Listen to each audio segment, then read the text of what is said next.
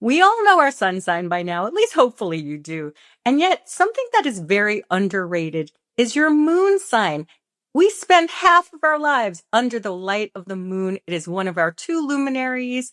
And I have a special guest today that's going to teach you the secret language of your lunar energies. Her name is Celeste Brooks. I always say your name is no accident, and she is here to tell us all about it and share some wisdom.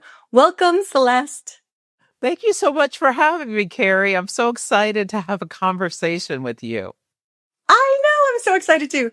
If you're on video, you can see I'm beaming ear to ear. I'm like, my cheeks are like a full moon full right now. I have been following Celeste for a long time. I'm a big fan. She's so much fun. I always like to combine entertainment with enlightenment. She is hilarious. Celeste, I can always tell that you love so much talking about this, sharing this light and this wisdom with other people. And so I'm really excited to have you here. Aw, thank you. Yes, I love astrology to death. It had me at hello. It's an obsession that is calorie free. Well, I think it's fun for our obsessions to turn into our livelihoods. And you have a corporate background, is that correct? Yes, I spent over 25 years in corporate sales, marketing, business development, technical support. Yes. Goddess bless you. So a lot of people who are in the healing arts and numinous arts aren't really as good at business and things like that. But maybe it's your corporate background. That's why you are everywhere all the time. Like you're like, that's why I'm thinking a lot of people who listen to this podcast probably have seen you at least once before. You're like the moon. You're here and then you're there. That is Saturn on my sun. My need to be constantly working. I'm Yeah. something I'm really working on. It's like, okay, I thought, oh, I'll do this and that. And then I add this and then I add that. And like finally I'm starting to tell myself, okay, we need to subtract, not add anymore because it's too much. Yeah. I understand. I got 5 planets in Virgo. I don't know if I'll ever truly like not be constantly productive because now I'm like, oh, I don't want to do this as much. I want to create all the time. I have another site called Enchanted Sky where I create astrology products and affirmation products. And now I'm working on a kitty, cat, and dog collection. So I'm like, it's still fun. It's so much fun. So, the nature pours a vacuum, right? You always have to work. But even if it's not work, because what we do is fun for us. That's the thing. Yes. Yeah. So, and I know people are going to feel that fun and enlightenment because you're very light with this stuff, even though when we're talking about very kind of heavy topics, because you do what's called mundane astrology. Can you tell us a little bit about mundane astrology and why it's anything but what we think is mundane? Yes, it's astrology of worldly events. So I love watching and connecting what is happening in the collective and what you're reading in the newspaper or watching on TV about how it relates to the astrology. And this is one of the original uses of astrology was used so that to help kings and queens and emperors know when to do what they wanted to do, whether it was go to battle, knowing they needed to protect the realm or what the weather was going to be and things like that. So I love it. Where do they get the word mundane from? Well, mundo is world. So I'm assuming that's where it came from. Yes. Yeah. So it's world astrology. So it's funny that the word mundane has taken on a different energy to it, but it's actually extremely tangible, exciting, doesn't mean boring. It means like our world events. And unfortunately, our world events are not boring right now. I wish they were more boring. I know. No, we'd find anything else to talk about. I long for boring days in the world, but that's not what's happening. So, and you've predicted like a lot of things. Yeah, I love talking about how the cycles are going to show up with the astrology. Yeah. Predictive astrology is my jam.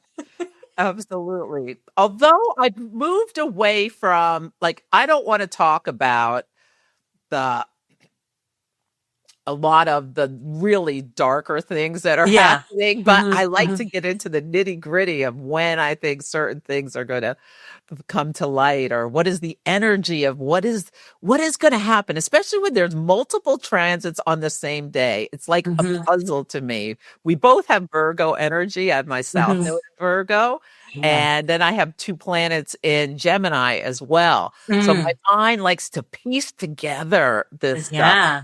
How is it going to show up when X and Y happen on the same day? And yeah, so I love doing that, and then being like, oh, that's how it showed up. Yes. Well, you can do this in people's personal lives, right? Like, isn't there, I believe you have this specialty where you can rectify a person's birth chart. Can you explain that? Because I think it's fascinating.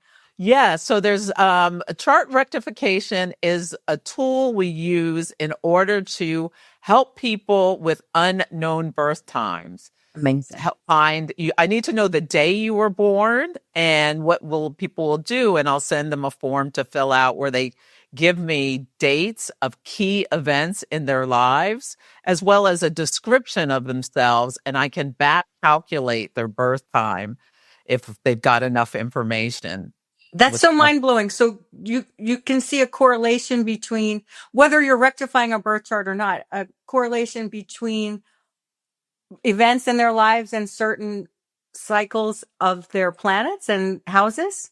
Yes. You what you're looking for is especially the midheaven being triggered with certain things, as well as the ascendant. So you're looking for events where you can see it matches the nature of one of the angles being excited. So it can get really, really fascinating to get like, oh, okay, I think these are the three times that work best. And then based on what the person said happened, going and making sure it fits the description in the different houses of what would come to life. Yes. That's so mind blowing. So like what kind of things can you see? Like what kind of events and like how do you see it in a birth chart? I'm so curious about Well, that. the best events are ones that are unexpected. Like you got a Mm. promotion all of Hmm. a sudden, and that would show up at your midheaven and 10th house and the 10th house ruler and things like that. A car accident, like a fender bender, that's a great one to, it's an unfortunate event, but it's unexpected and it'll show up in the chart as How would well. that show up in a chart? I'm so curious. Like in what way would that Well, the show? third house could be impacted because that rules cars or that Hmm. ruler. If you got injured, it could be the ascendant. It's also could be impacted because that rules your vitality. Also, a car accident is a one-on-one kind of Hmm. interaction with someone. So the descendant will be activated. And you may even see the ascendant and the descendant making some kind of hard aspect with each other, but you'll likely see something going on with with the angles with that. Yeah. Or Wow. I'm getting angel bumps as we're talking about it because it's the connection between our fate and destiny and even seemingly random things. It's not to say you're destined to get into an accident, right? But the energies that are arising are so synchronistic, Mhm. right? Yes, the energies will show up somehow if you're paying attention. And those big dates, yes, they show up with our charts. I remember right before I met my husband, which was 32 years ago. And it was my first astrology reading. And she said so many things about my childhood and what I was going through. And then she was like, you're going to meet someone within this time frame. And I was like, whatever, lady. And this is exactly what happened. It was like right at the tail end of it. And I was like, I should study this. Yes, what astrology is so on the nose that Yeah. often inspires Yeah. people to study it or want to go on a deeper level. It's Hmm. mind blowing. It's like your personal life, your past, and in my case, because I do evolutionary astrology, your past lives, and like what's coming up and how it shows up is so synchronistic for people like you and me who see it over and over and over again. We can't question it anymore. I mean, it's like I can question like who is the intelligence behind this because this stuff is amazing, but like I can't question the veracity of it. No, very early on, if you are studying, you will see so many things that yeah, it's silly to question the veracity of astrology. And as you Yeah. learn more and more, I will be like, I bet this is the aspect that happened based on this story. Yes. And I love it. Yes. I'm right. Or if it's something a bit different, it's like, oh, okay, I see how that aspect Oh, leads to what happened. it's always right. And both you and I see Mhm. July of 2026 as something pivotal. Oh, absolutely. Also hot, hot, hot. But there is a lot of unexpected slash angry energy as well, with a lot of heat in it. Explosive. And we have like a very explosive energy on July 4th, 2026, which is the anniversary, 250-year anniversary of America celebration. And so it could be fireworks, could be fireworks, could be Yes. Well, anything. you know what's happening is that the White House is going to have a WWE Yeah. Yeah. match on the White House lawn. So there are all these things happening It's very that, aggressive, fighty, Mars, yeah, that Uranus type really of energy. Yeah. bring these, like someone attacking the White House is almost like the same Marshall. energy as, what it is people literally fighting on the lawn is going to Mhm. be one of the ways that energy shows up. It's also like the Mars line, like through LA and I believe Las Vegas is part of what is being Okay. activated. And it So could also let's be, not go to Las Vegas that week. I wouldn't. It might be just so blisteringly hot, Hmm. could Hmm. be Hmm. what is happening. People could get out of control in some way. It could be like LA. I'm thinking it could be, unfortunately, it could even be like some kind of fire situation, Hmm. Hmm. or it just could be a lot of Hot upheaval, like people just and hot. out of Yeah. control Yes. for Well, it. we definitely know that is going to happen. I don't Yeah. think you need to be an astrologer or a psychic. No, this summer is going to be bananas. Bananas. Yeah. So especially Bananas. July and into August because the Jupiter is changing into Leo, which Mhm. is again a fire sign. And then the nodes of the moon. And I want to talk to you about the nodes of the moon because I want to talk to you about the cycles of the moon, but also the nodes of the moon, because Mhm. that's where like a lot of evolutionary astrologers, we look at the nodes of the moon as very pivotal in people's soul contracts and soul purpose and what we're here to release as well. So I don't think people know, like you hear people talk about the nodes of the moon. They're not actually a planet, right? Yes, they're points. They're imaginary points where the sun and the moon's path cross to the north and the south. Their orbits from an Earth perspective. And the sun is our conscious mind, and the moon is our subconscious mind.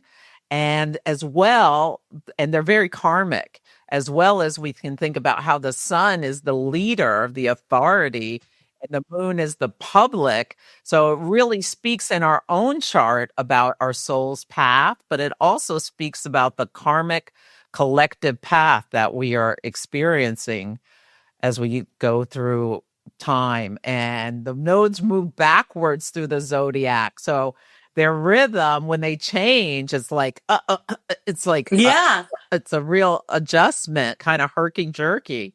Yeah. And there'll be an event that There'll be an really, event, and you're talking about the moon being the people and Leo. So the Jupiter is moving into Leo, and the South Node, which is like what we're releasing, is also going to be connecting in that karmic degree in Leo, which is leaders, and then the North Node going to be in Aquarius, which is also people. So there's a lot of this people power, whereas leaders are like people are maybe going to be waking up to their power. yes, people are going to be coming together. We're going to see high road and low road of people in groups coming together. Like, I Uh-huh. really loved seeing the people of Minnesota come together to protect their neighbors and bring them food and things for people who were too scared to go out because of these, these raids that were happening. We're Mhm. seeing people in towns around the country coming together in order to fight against these data centers that are just going to Mhm. destroy the environment. And that is going to really kick off this summer, I think, with some of the action about that. Especially, I just think that one in Salt Lake City, the Mormons Mhm. are going to not put up, like, they're Oh, like, I yeah. think it's like a collective awakening about, Yeah, these systems of, I don't really talk a lot about the patriarchy, but, I do. there is such a controlled Yeah. atmosphere Yeah. from that, in that energy in the Mormon church about you do this or you do Mhm. that, or you're going to get excommunicated Uh-huh. and da da da da da. And people realizing and starting to break free from that under that control structure, when their survival, their water, their air, their land is at risk of being destroyed if they don't stand up against the authority. So that's some of the energy we're going to see this summer, I think. And Uh-huh. it's interesting you're talking about that because those data centers produce more heat than 3 atom bombs, that one in Utah. And we're talking about the heat. We're talking about the Uh-huh. heat, but then also that Mars, which is hot and fiery and feisty, connecting with Uranus, which is those surprises and also technology and electricity, all those things. So maybe it's the heat from those data centers or the anger from the data centers also that's going to like wake people up, which is very Uranian energy, right? Uranus. Yes. Yes. Something that's really intense because Mars will meet Uranus and then make a sextile to Neptune and Aries. So that's very Mm. scary. And Mm-hmm. trine to Pluto and Aquarius. Well, hey, that's a Mm. big group of people having something to say about it Yeah. as well. It's like the energy is like a lightning storm that sets off a forest fire. And that's going to also show up really in the people's behavior and emotions. And yeah, it's going to be wild times. That's It's for it sure. is. So you and I are both saying, "Hey, July, like keep cool, like your temper." Yes. And you know what? I wouldn't be surprised if I'm going to be taking this clip that says it's a lightning storm that sets off a fire spark. Because a lot of times this stuff is very literal. It is literal. Yeah. Somewhere in the world, there probably will be that exact thing. A lightning strike, and I'll be like, "Look, Celeste, she said it. She said it." Yeah. Because this stuff is like when Uranus changes signs, and you get the earthquakes. It's like, or the Uh-huh. tsunami. Like it's so literal. It's almost. Didn't AI? When was it? Wasn't it introduced like right as soon as like Pluto went into Aquarius? Like we had our first. Is that right? Yes. And what happened was Saturn went into Pisces and then Pluto went into Aquarius. And then we got this AI. And then it's like, you cannot believe what you are seeing anymore. The like Yeah. deception ability Mm-hmm. just started to really spread out there. But yes, ChatGPT, we found out about it on a wider scale right Like as Pluto was the going. day it happened or It was something. like right within days of It's Pluto entering Aquarius. it's So something else. So we're talking. astrology, it never ceases to amaze. I know, and you're so good at this predictive stuff. So tell us a little. I don't think anybody knows like about the moon, honestly. Like Mm. this is why I'm like, it is a patriarchal thing that we know all about the sun, and the moon is more like feminine in nature and receptive and yin, and like who knows their moons? I do, you do, but like not a lot of people know their moon sign, right? So can you talk a little bit about what the moon is and how it's represented in our birth chart and what it means for us? Yes, the moon is so important in our birth chart. It is a feminine energy, meaning that it's more internal, yin, receptive energy. It speaks to like each of the planets are a different part of ourselves. They're the actors, and they each have a function to express. And the moon is what keeps us safe and secure. That is its eternal drive to do. It's our emotions, it's our habits, it's our behaviors. It has to do with how we were raised. The moon symbolizes family and home, ancestry. It symbolizes our default behaviors. When someone, like, when you do something and you have no idea why you did it, it's likely coming from your moon sign because it really speaks to the subconscious, which lies within us. All of our memories, the moon is memory. So all of Mm. our memories from our whole life is in there. And the sign it's in speaks to what we need in order to feel safe and secure, and what we would do if someone like pushed us against a wall. That's when you react from your moon sign rather than your conscious mind, which is your sun or any of the other energies. Give us some examples of different moon signs and how they would respond or react, because it is Yeah. more instinct. How would they respond or react differently? Okay, so the fire, why don't we do the elements? So the fire Ooh, moon, yes. Aries, Leo, and Sagittarius. Fire is yang. It is more reactive. So if someone pushes you against a wall and you have a fire moon, you're more likely to push them right back without even saying anything because it's like an instinctual nature just takes over. The fire signs are what we call bestial.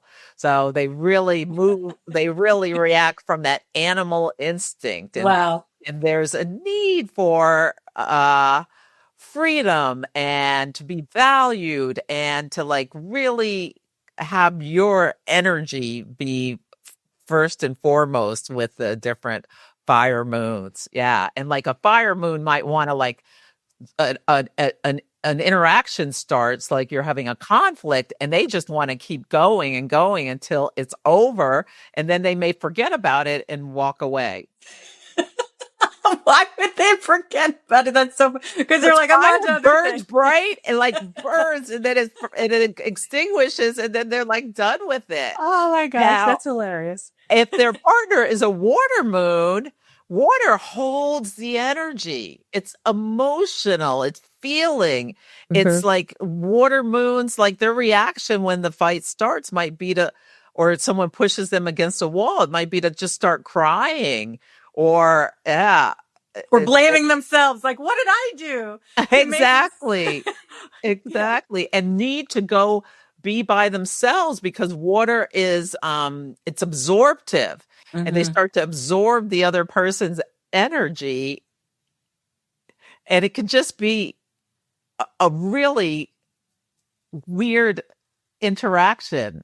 Yeah, there's a lot of stuff going on underneath the water, right? And it can stagnate. Like healthy energy always needs to move. So like emotions need to flow. But I imagine like if you don't even know that you have a water moon, maybe you'll just keep absorbing and thinking everything's your fault. Hmm. Yeah. And so earth signs and and air. Let's do that, right? Yeah. So earth signs are practical. So an earth sign may and I should say the water signs were Cancer, Pisces, and Scorpio. Now, the earth signs are Taurus, Virgo, and Capricorn. So they're pushed into a wall, and they'll get into like a problem solving mode to try to figure out, you know, how do I get out of this situation? They are more concerned with practical matters and manifesting in the real world, and being grounded. Like accusations can be to be a little boring or stuck in your routines or rituals, but routine can be very, very needed and helpful for someone with earth moon, which could bore a fire moon. So if you're in relationship Yeah. where you've got these different moon signs that are not in sync with each other, understanding this is the beauty of astrology. It gives you the words and the tools to be able to articulate what your needs are, especially when we're talking about the moon, we're talking about our needs, so that each party can be like, oh, aha, that makes sense. And start to understand that, like, the way you are is not the way people these are supposed to be. We're all like made of there are different ingredients in the cake that makes each of us, that has different needs and desires and ways to soothe and take care of ourselves. Yeah. I wish everybody knew this. So before we leave them out, let's talk about Oh, the air air moons. signs would lose it if we left them out. The air signs are Gemini, Libra, and Aquarius, and the air signs are humane. So they're really concerned with the interactions between people and ideas and communication. And if you push them against a wall, they'll want to start talking and logicking the way out of the situation. And they're also someone who may want to, okay, let's talk this all through until we come up to an agreement about how we're going to move past this situation. And a fire moon might need to be like, I just have to go for a walk. I need to I'm get an out earth of sign and I have to go for a walk. Ah, I was just thinking that. I'm like, can I just go for a walk and figure yes. Yeah, people have different concerns about how they need to deal with this situation. A water moon may need, I need to go take a bath. I need to go into my room and separate my energy from Mhm. yours so that Listen, I can understand what I'm even feeling. Like water energy, sometimes it may take a while for you to get to the words about what you're even feeling and what you even need besides a cookie or a cupcake if you're a Pisces moon. or Cancer moon, So, yeah, we or need time Virgo, or sometimes. Taurus, or Capricorn. Yes. Oh, When yeah. do you not need a cupcake Yeah. at this point? Mhm. So it's interesting. Compatibility can be more of a moon thing than a sun thing in many ways, or both, really. But like, or it's the whole chart. But like, it feels very like the moon can tell you more about relationships. Oh, absolutely. The moon has associations with relationships. It deals with receptivity, how you were nurtured as a child, how you need to nurture yourself, how you like to be nurtured and care took, or the lack thereof Yeah. is also very important to understand. Like if you have a Scorpio moon, you might have a really deep need for connection and feeling like the relationship, you know exactly what's going on with the relationship. And then someone who's like an air moon that may be a little more detached, that could be like it could be a struggle to really feel connected, but maybe you can talk it through and come to an understanding of what the exact needs are if you have the words in order to express them. Well, a lot of watery or empathic people, and you can see some of this in numerology as well, like the empathy numbers 3, 6, 9, and 2. And you're born on a 3 day, which is your part of your empathy and expression, I believe. I, I feel like we can sometimes be like, why don't you know what I feel? No, no, You no, should no, be no. guessing it because I know what you feel. And so I would imagine in a chart with all that water moon or a lot of water or water connections or houses, that someone would maybe hold on to their feelings and not be able to express them and then feel some resentment. Yes. Mhm. Yeah, the resentment can build and build and build until the person just like shuts down and gets quiet because you don't understand what they need. And maybe they're talking to an Aquarius moon who's like, uh, uh, uh, very more on the logical side Yeah. and just does not get it. Yeah. Yeah. Hmm. Actually, my husband has an Aquarius moon and his is in the eighth house. So he's definitely one of those people that's like, can we talk? We have to talk through everything that, and you know, at first my Virgo moon is like, I just need a walk was like, but then now I just, it's great because I'm just so grateful too to have a man that wants to talk things out.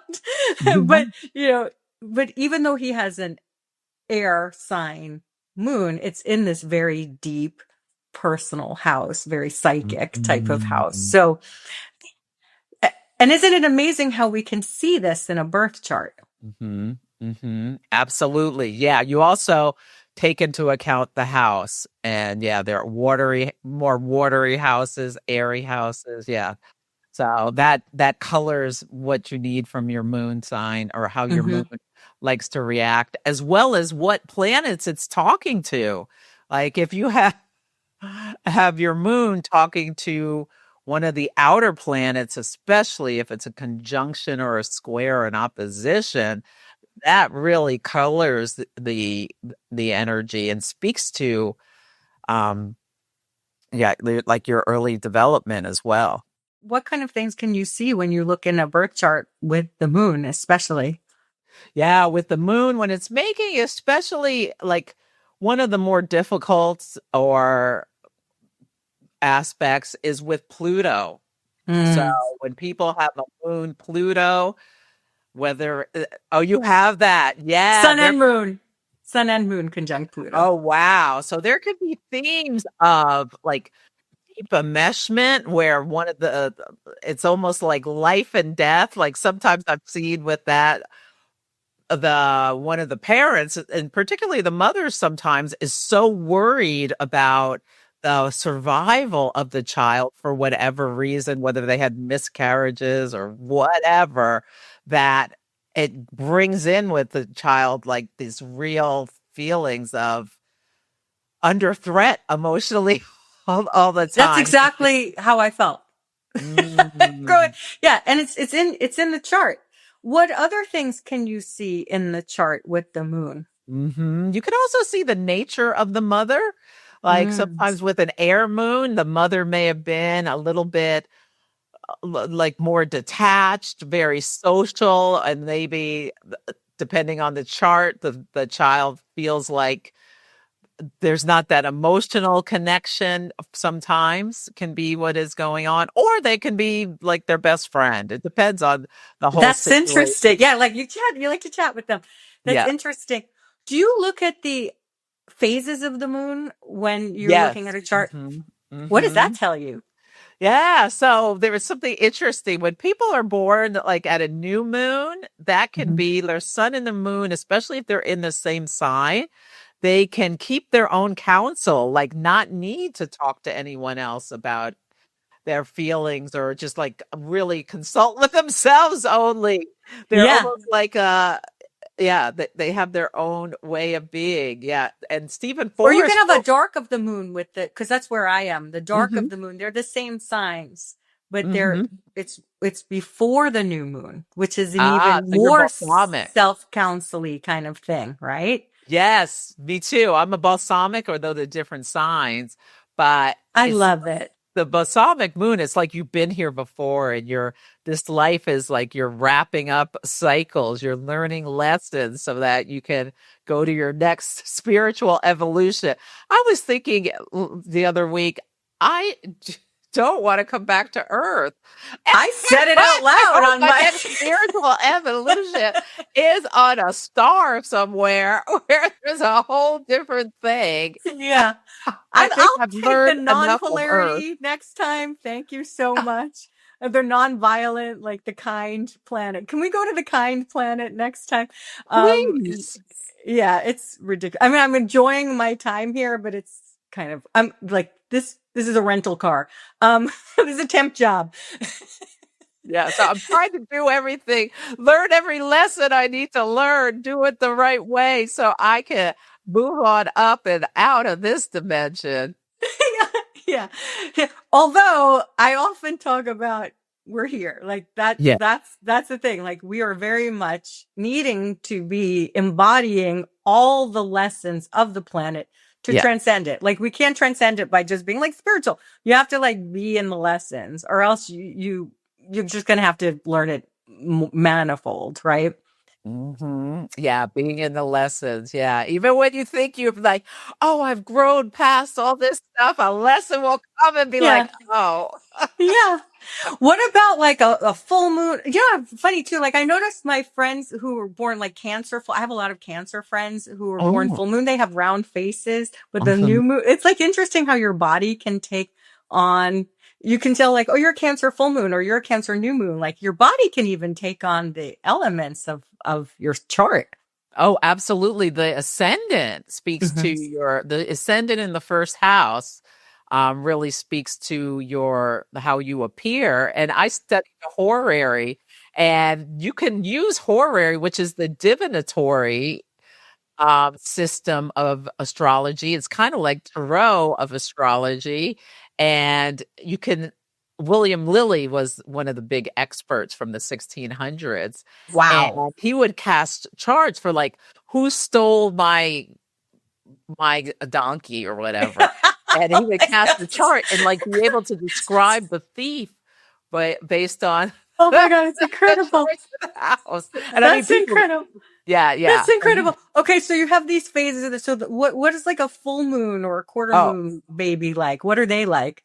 okay. A full moon person. So the sun and the moon are opposite each other. They're the Uh-huh. lights, the conscious and the subconscious mind. You are here to learn through experiences with other people, because oppositions are a lot about projection on others. So you can be like toggling through projecting the themes of whatever the sign your sun is in or your moon is in onto other people, the houses. That's where that seesaw is happening. And yeah, so there's something about learning about relationships, and some of the people do it really, really well, and some people, don't do it so well when they have them. It's so interesting. A lot of presidents are born at full moons because they have to learn how to interact with other people, emotionally understand what other people need or want. It gives them a Libra like essence, being born at the Why Libra? Because Libra's relationship oriented. Libra's relational. The mirror. Uh-huh. So well, actually a lot of royalty and leaders are born during eclipses as well, aren't they? Faded, yes. Yeah, their current president was born during a Mm-hmm. lunar A full eclipse. moon. Yeah, Mm-hmm. full moon lunar eclipse in Sagittarius. Uh-huh. And then a lot of events happen during these Um, eclipses as well. yes, eclipses. I love eclipses. Well, So I was born during an eclipse too, so I love eclipses too. ah, you were born during a solar eclipse, it must Total be. solar eclipse. Yeah. Ah, Yeah. how interesting. Yeah, that brings on a faded quality about your life. Do you really feel it are there big turning points in your life just in general at eclipse seasons? Oh, a lot of astrologers say don't do anything important during eclipses. I do a lot of things important during eclipse because to me it's like a special time. Uh-huh. Like Uh-huh. it's like wee.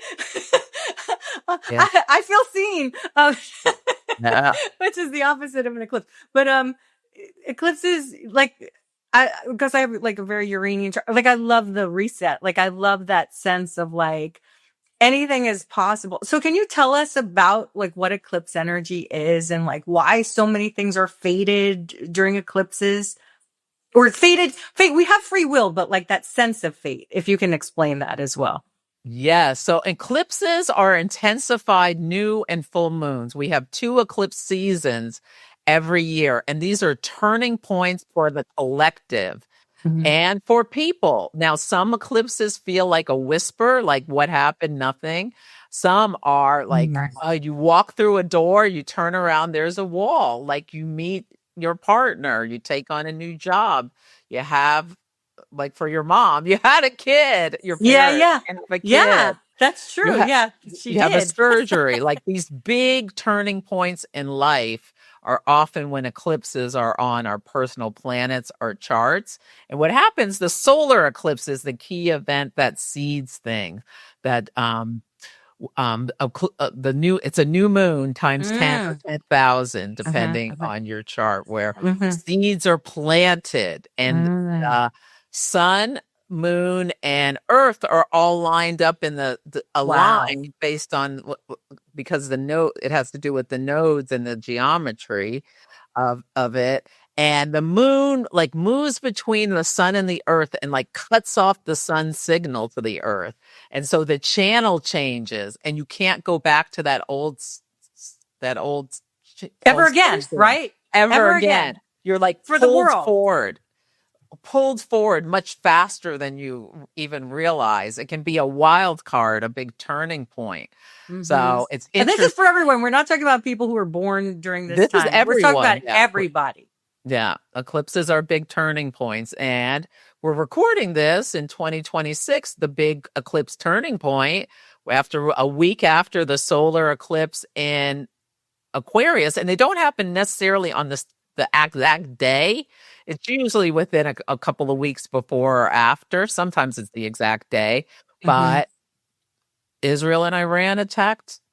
I mean, Israel and the US attacked Iran. That was the Well, and big then turning point. Israel's leader, the U.S. leader, and Iranian leader at the time all were born during eclipses. Yep.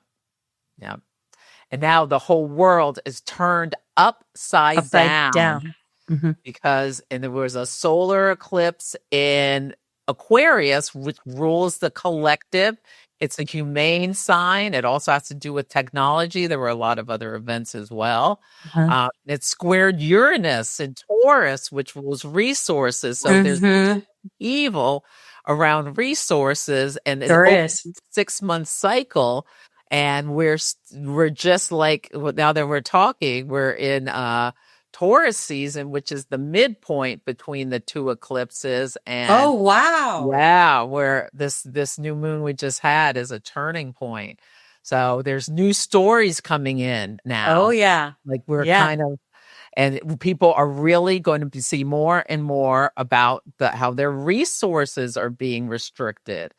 Like right after, it was within weeks in Asia, certain countries that get like most of their oil or all from the Middle East really started slowing down and having to have days off and this and that. We haven't really felt it here in the US yet, except for prices going up. Yeah.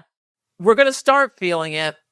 You and again, I've been following Celeste for years now, and you're very accurate with this mundane astrology. You're super accurate, and yeah. So, is there anything else you want to share about the moon? And then I want to talk about your offering as well. So, Yeah. is there something else you want to share that you want people to know about? Yeah, no, understanding your moon sign can be so helpful for you to understand, especially in this time where there's all this chaos. Being able to connect with that inner voice that is within you and that inner needs of what you need to feel safe, secure, how you handle unexpected like jolts and chaotic events, the blitzes of life can really help you see them coming before they're there, Mhm. because you can start to recognize things earlier and help you do your best to move through this time of great upheaval with your relationships, with yourself, help you teach your, if you have them, children, how to understand their own inner voices and their own inner worlds, as well as better relationships with everyone around yourself. So it's really, really helpful. And Can people learn this about their moon? Like, is it hard? no, it's not hard. You can come take the proper care and feeding of your moon course with me. Well, you'll learn all about the moon sign, the moon house it's in, the aspects it's making, the moon phase you were born under, so that it helps you understand yourself, and then you can learn about the people in your life as well. And yeah, it's really a great way to connect in with yourself. And I'm doing this right before Mercury retrograde. So we're going to have sessions June 7th and 21st. And then Mercury's going to be in the retrograde pre-shadow and then go retrograde. So it'll really give you a great opportunity. It goes retrograde in the sign of Cancer to really understand your inner world, your emotions and everything, because the moon Mercury will be reporting into the moon, and it'll change every 2.5 days, and it'll really give you, you're going to be getting aha moments after aha moments after aha moments if you're really paying attention to yourself. So that's your course, the proper care and feeding of the moon, which I just love that name. I love it so much because it's true, because we have to feed we have to like nurture and feed our inner world, right? Absolutely. Absolutely. I think it's so important. And astrology is one of the tools. I also recommend using Oracle or tarot cards, because that can be like a second check to really understand what's going on, especially whether you're moving out of fear or you're moving out of really your inner voice, your intuition. Well, the moon is connected. The moon is connected to the intuition as well. Yes. And that's why I feel like what you're doing is very important. I am an affiliate, a proud affiliate of Celeste's course. So and you all know I like very rarely, it's once in a blue moon that I'll sign up for it. Celeste and I came with the same ring today, which is so funny because we're like, this is literally our first conversation, but we're like soul sisters. Anyway, I feel very connected. I'm very discerning about who I bring on, and especially who I would be affiliate with their courses. So if you do want to sign up, I have my link below. Sign up through there. But I want to make it clear, like, astrology isn't scary to learn. Like it's when you hear us talk, we're like conjunctions. It can be like, okay, that's too much. But this is a very simplified, focused for the people, because the moon is for the people. So you made this like for the people, right? Absolutely. I got the message that I really needed to do this and keep it simple for people who wanted to use astrology, not necessarily this is not for you if you are like, your goal is to become a professional astrologer, although professional astrologers can take the class and learn from it. This is really a tool to help you use astrology to help you understand your inner world better and have better relationships. And it definitely helps with both of those things. Absolutely. Don't go into any relationship without knowing your moon and your person's. Like, I feel it's so essential to understand this. And that's why I'm so glad you're teaching it. And thank you for teaching it. Wow. Oh, it's my pleasure. Yeah. And it'll help, even if you know astrology. A lot of classes give the moon a short shrift, and that's another. I know. It makes my moon infuriated. Or maybe there's more, because like I feel like there's so much emphasis on solar energy, which is like go, go, go, do, do, do, that it's like, it's so emblematic. Like, you know how different countries have like more words for love or more, right? Different languages, like their language says everything about their values. And I feel like, okay, so some king like a few 100 years ago was like, let's do this sun sign thing in newspapers and like focus on that.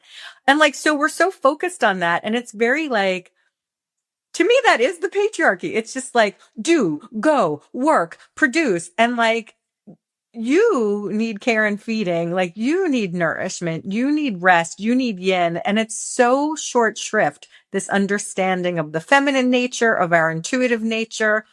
And that's why I feel like it's so important. And I'm very passionate about it as well, because the moon needs more light. It does. It does. Absolutely. And I spent like I was in sales and marketing, and that is all it was to more more, more, go, do, do, do. It's exhausting. It's unnatural. If you look from at the full moon, the sun and the moon, from our perspective on Earth, they both look like the same size at certain times in the cycle. And there Amazing. is this energy of growth and decay, which is natural. Mm-hmm. So going within is a natural way to move through the energy in a healthy way.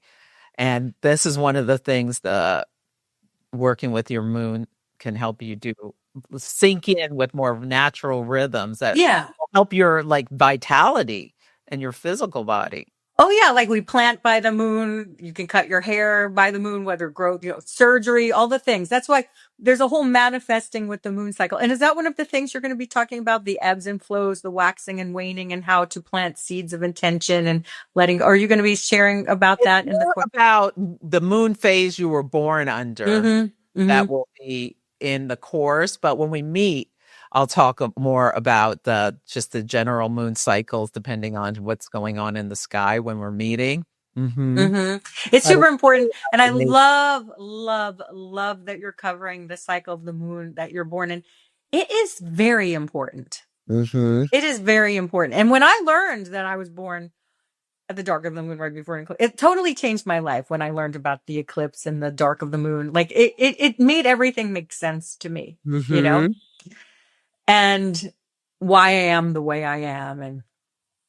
Absolutely. It sheds so much light on your energy, because a Leo moon who's born at a Leo full moon versus a Wow. Leo balsamic moon, there's a Mm. big difference between those two Oh, energies. I know we're wrapping it up, but I really want to know what's your take on like a Leo balsamic? Because Leo is like larger than life. So of course a Yeah. full moon would be like, yay. But like what would like a Leo balsamic moon be like? A Leo balsamic moon would be a lot quieter, more Mm-hmm. internal, having a Mm-hmm. need to, they may still have that, like, oh, yeah, let's go to the party. Let me show up. Let me show out.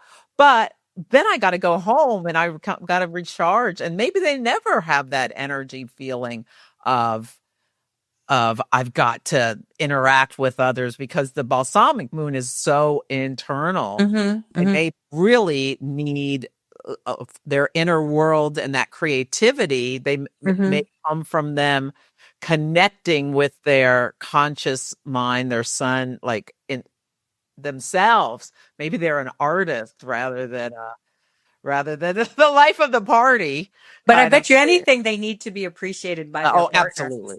Definitely need to be So appreciated. if you know that your partner is a Leo moon and they're like, well, they don't seem like that, but you better appreciate like when they cook, Absolutely. like if they do something pretty or they, do something nice for you, you know that is a thing. They So need validation. yeah. Absolutely. I mean, we Mhm. all do, but I would imagine like if that is so dialed in. So this is why, again, it's so important what you're doing to know these the secret lunar life that's not really shared that much, even when you take an astrology course or anything. And so if you're just reading, okay, like, Virgo sun, Leo moon, like you're going to be like confused maybe like, but it's very helpful to know and how this balances and this may make more sense to you than your actual sun sign.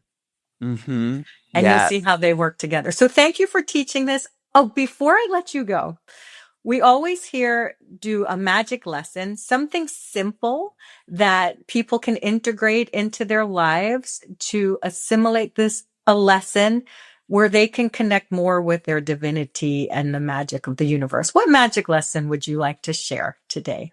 I would suggest people follow the moon in the transiting moon and know what sign it's in. And I post moon memos that tell you on Instagram and Facebook and YouTube that can help you. Part of the course is you'll get a daily moon transit guide to help you, Mm. things to be aware of when the moon is in the different signs, because that can help you really understand your own self and your own world if Yes. you know your chart. Okay, when the moon's in Leo, for me as a Cancer rising, is always going through my second house. So I am doing something finances. I will catch myself like Smart. paying a bill or doing this or that. And it's like again and again and again. And then you start to notice these things and you can plan around it. Like a Pisces moon, I'm kind of like in dream world. So I would never plan something really important at that time. So knowing the way the transit moon is a way to connect in and watching for her in the sky Mm. can be really helpful as well. Yeah, I love knowing that. So, different so things. connect with the moon, like in your daily life in these many ways. That's a beautiful and very helpful magic lesson. And so astrology, it's at Astrology by Celeste. Yeah, I'm at Astrology by Celeste on all the socials. My podcast is called Celestial Insights, and my website is astrologybyceleste.com. Yeah, I totally recommend following her. And if you want to sign up for the course, use my link in the description and follow Celeste on all the things. She's so much fun, as you can tell, but and informative. All the things. I love all the things about you. Oh, well, I have absolutely loved talking to you, Kari. Thank you so much for having me. This has been so much fun. I hope we'll meet in person someday. Yes, me too. I bet we will. And we can like connect our rings like psychic Rings. We'll twins. have to wear rings. We'll have to remember. Psychic twins. Activate. And for everyone listening, thank you so much. And we wish you lots of love. Bye for now.